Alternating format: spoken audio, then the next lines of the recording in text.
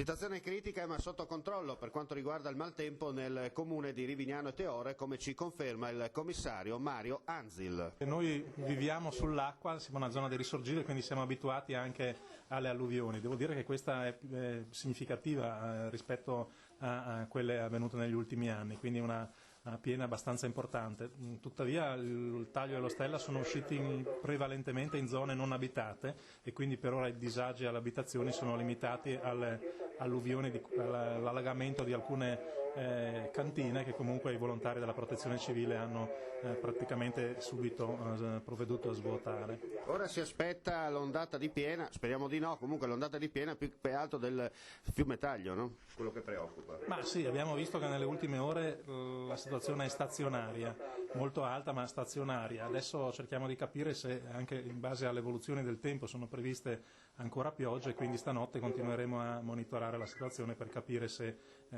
si alza ancora, allora la situazione può essere davvero di emergenza. Ecco, sono 30 le squadre impegnate sul territorio.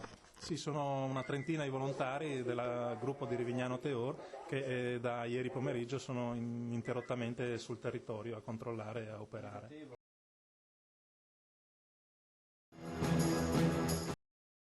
Per ora la calma regna sovrana nel Friuli orientale dopo l'allarme scattato ieri pomeriggio per l'improvviso alzarsi delle acque dei fiumi. Sotto osservazione Natisone, Torre, Corno e lo Iudro in provincia di Gorizia.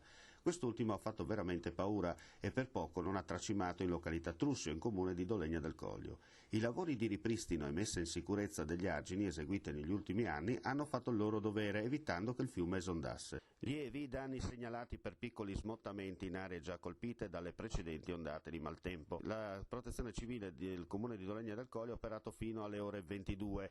Passata, cioè la seconda ondata di piena, le acque hanno iniziato l'opera di ritiro dei campi allagati. Occhi puntati sugli altri corsi d'acqua, Isonzo in primis.